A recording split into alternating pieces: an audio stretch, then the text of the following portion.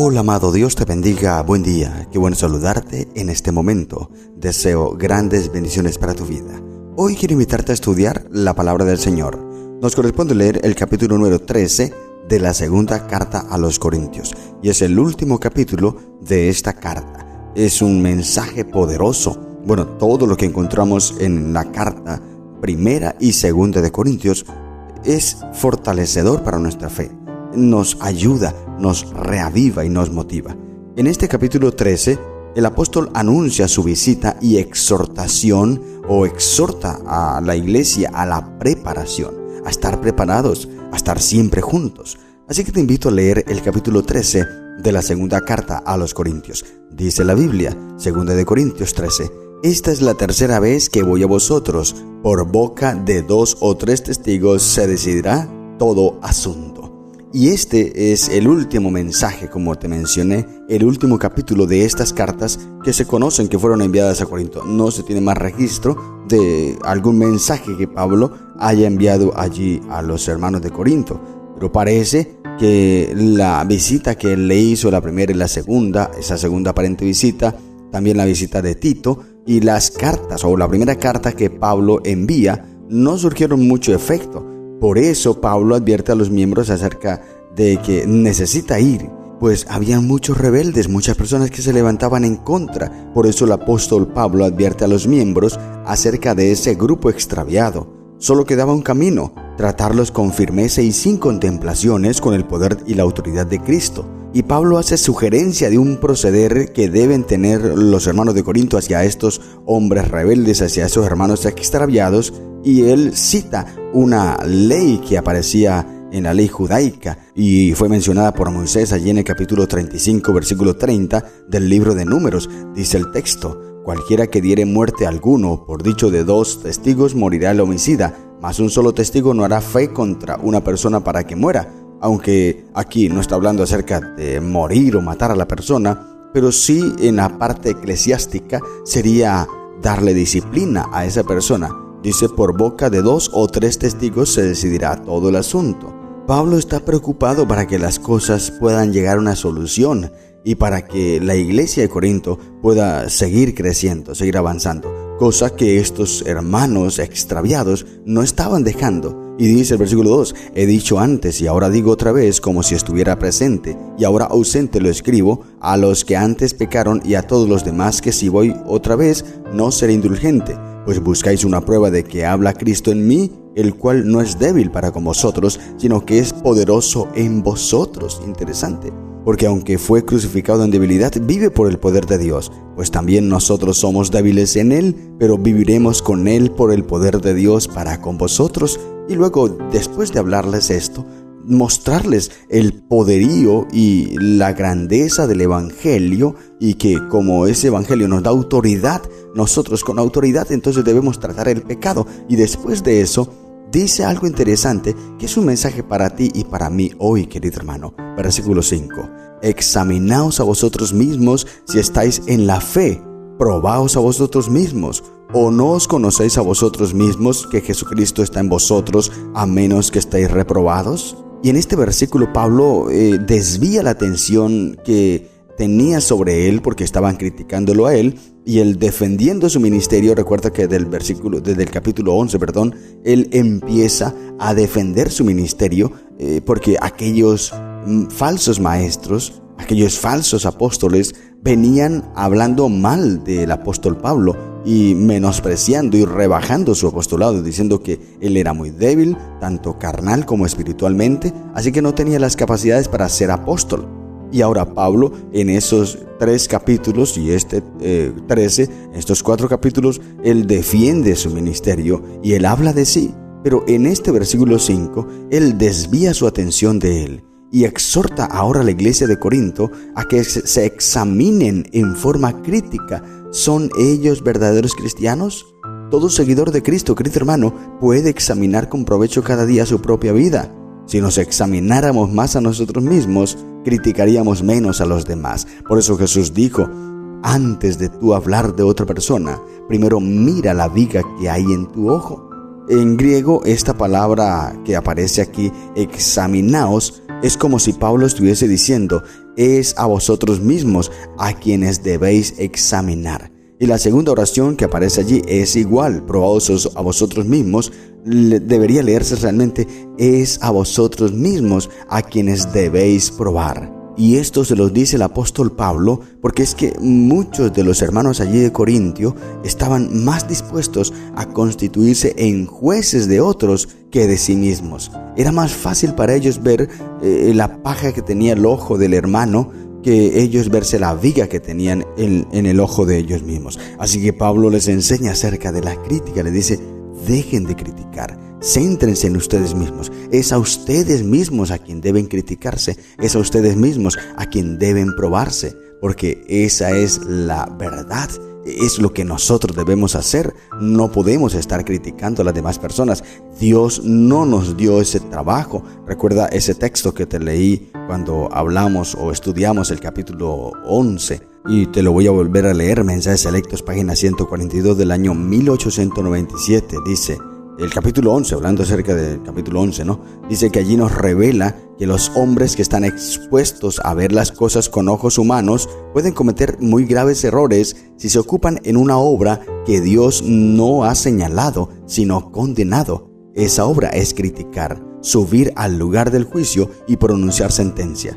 ¿Cuánto mejor sería para el adelanto espiritual de los tales que miraran bien sus propias faltas y defectos de carácter mediante un cuidadoso examen de sus propios corazones, que trataran de eliminar de ellos la viga de la manía de criticar, de conjeturar maliciosamente, de hablar mal, de dar falso testimonio, de odiar y de acusar a los hermanos? Importantísimo esto que menciona aquí la sierva del Señor. Y es lo que está diciendo el apóstol aquí. Antes de criticar a otra persona, examínate a ti mismo. Antes de probar a otra persona, pruébate a ti mismo. Esto es lo que debemos hacer.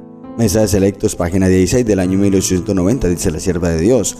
Los que no tienen tiempo para prestar atención a su propia alma, para examinarse diariamente a sí mismos y saber si están en el amor de Dios y colocarse en el cauce de la luz, tendrán tiempo para ceder ante las sugestiones de Satanás y la ejecución de sus planes. Satanás se insinuará mediante cuñitas que se agrandarán a medida que se abren paso. Las engañosas trampas de Satanás serán introducidas en la obra especial de Dios en este tiempo. ¿Por qué? Por no estar pendiente de nuestras propias vidas, sino de las otras. Nos gusta estar pendiente de cómo cuida el hermano su casa, de cómo cría a sus hijos, cómo los educa, cómo se viste el hermano, cómo se viste la hija del hermano, cómo se viste la esposa del hermano, cómo habla el hermano. Estamos pendientes de qué hace el hermano, que descuidamos nuestra propia vida.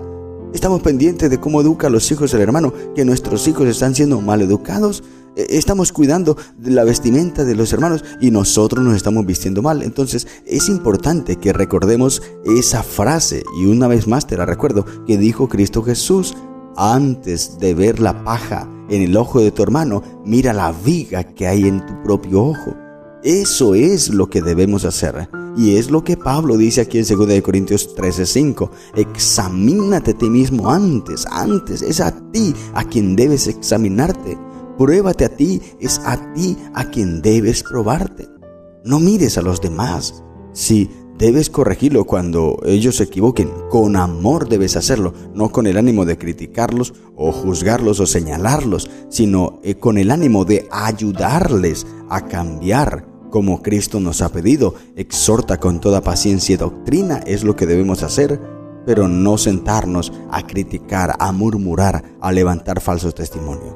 Si alguien viene a tu casa a hablar mal de otra persona, deténlo, porque esa es una obra de Satanás. Ese hermano se está dejando utilizar por el enemigo y allí te influenciará a ti y los dos terminarán siendo agentes del enemigo para destruir otra persona. Por eso debemos nosotros examinarnos primero a nosotros mismos. Es a nosotros a quien debemos examinarnos. Mas espero, dice el versículo 6, que conoceréis que nosotros no estamos reprobados. Y oramos a Dios que ninguna cosa mala hagáis, no para que nosotros aparezcamos aprobados, sino para que vosotros hagáis lo bueno, aunque nosotros seamos como reprobados. Y esta es una frase llena de amor. Es una de las mejores frases que hay en la Biblia, que demuestra el amor que hay Pablo siente amor por la iglesia de Corinto. Dice, yo quiero que ustedes sean aprobados ante Dios, aunque nosotros seamos reprobados, no importa. Lo importante es que ustedes como iglesia sean salvos, aunque yo me pierda, pero que ustedes se salven. Interesante este amor, porque nada podemos contra la verdad, sino por la verdad. Y aquí Pablo se refiere a la verdad como es en Cristo Jesús, la verdad de la salvación como se presenta en la palabra de Dios. La verdad eterna permanece inmutable a pesar de lo que puedan hacer los hombres.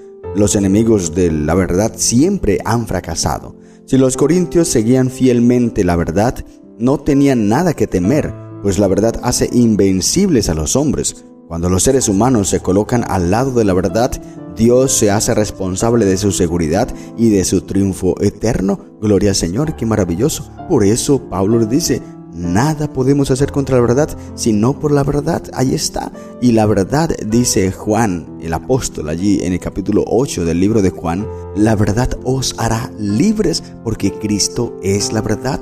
Él dijo, yo soy el camino, la verdad y la vida, y en Él hay libertad. Y es lo que Pablo está enseñando aquí a la iglesia de Corinto. Ellos quieren tener libertad, deben seguir en la verdad. Por eso le dice, por lo cual nos gozamos de que seamos nosotros débiles y que vosotros estéis fuertes, y aún oramos por vuestra perfección. Por esto os escribo estando ausente, para no usar de severidad cuando esté presente, conforme a la autoridad que el Señor me ha dado para edificación y no para destrucción. Y luego termina con el saludo final y empieza a enviar saludos, y que se saluden unos a otros con amor, porque eso es lo que debe haber en la iglesia del Señor, amor, unidad. Y cierra el mensaje de este capítulo y de toda la carta segunda de Corintios en el versículo 14 diciendo, la gracia del Señor Jesucristo, el amor de Dios y la comunión del Espíritu Santo sean con todos vosotros. Amén. Gloria al Señor. Poco después de enviar esta carta, Pablo hizo otra visita a Corinto, donde pasó 3 meses. En Hechos capítulo 20, versículo 1 al 3 podemos detallarlo. Durante ese tiempo escribió Romanos y Gálatas. Y el hecho de que Pablo pudo haber hecho esto, de escribir Gálatas y Romanos allí en Corinto, y sugiere que los creyentes de Corinto aceptaron su segunda epístola y procedieron de acuerdo con los consejos que él le dio en esta segunda carta epístola a los Corintios. En Romanos, Pablo da a entender que recibió una bondadosa bienvenida en Corinto. Romanos capítulo 16, versículo 23, cuando pasamos por allí pudimos analizar bien esto. Además, la colecta de Corinto para los pobres de Jerusalén tuvo éxito. En Romanos 15 lo vimos. Los registros de los primeros cristianos no dan más informaciones acerca de las iglesias en Corinto, sino hasta finales del siglo I, donde Clemente Romano dirigió una carta a los corintios. Así que lo último que sabemos aquí en la Biblia de Corinto es esto que dice el apóstol Pablo aquí en su segunda, y fue el último mensaje que les envía. Obviamente les siguió hablando, les siguió amonestando y siguió pendiente de ellos, porque él amaba a esa iglesia, él amaba a esos hijos de él, como les dijo, ustedes son mis hijos espirituales porque yo los engendré en Cristo, pues les llevé el mensaje, fui el primero que llegué a ellos, y entonces ahora, como hijos espirituales, les amonesta con amor, porque esta es la base del evangelio del apóstol Pablo, el amor, y es la base del evangelio de Dios. Por eso, querido hermano, debemos tener en cuenta estas palabras que dice el apóstol. Dice, la gracia del Señor Jesucristo, el amor de Dios y la comunión del Espíritu Santo sean con todos vosotros. Amén. Gloria al Señor. Y estas son las únicas bendiciones que encontramos en la Biblia, y fue utilizada de hecho como un saludo apostólico. Así, estas expresiones, y junto con Mateo 28, 18 al 20, son las especificaciones acerca de la Trinidad, claramente como se presenta en la Biblia: Padre, Hijo y Espíritu Santo. Querido hermano, esta es la verdad de Dios, este es el mensaje, es el evangelio de Cristo. Debemos amarnos unos a otros, no criticarnos, sino a nosotros mismos. Primero debemos examinar nosotros, primero debemos probar nosotros antes de ir a los demás. Y cuando nos demos cuenta que somos también imperfectos, pues no tendremos la autoridad para juzgar, señalar ni criticar, sino más bien para ayudarnos unos a otros, orar unos por otros y motivarnos unos a otros, pues todos vamos para el mismo lugar, el reino de los cielos. Y si nos unimos, entonces podremos vencer todas las tentaciones, los dardos y las saetas del enemigo. Estas son las lecciones que encontramos en el capítulo 13, pero no solamente en este capítulo, sino en toda la epístola segunda de Pablo a los Corintios. Mañana continuamos con una epístola más y es la de Gálatas, pero hasta hoy te digo que el Señor te bendiga y te regale un feliz día.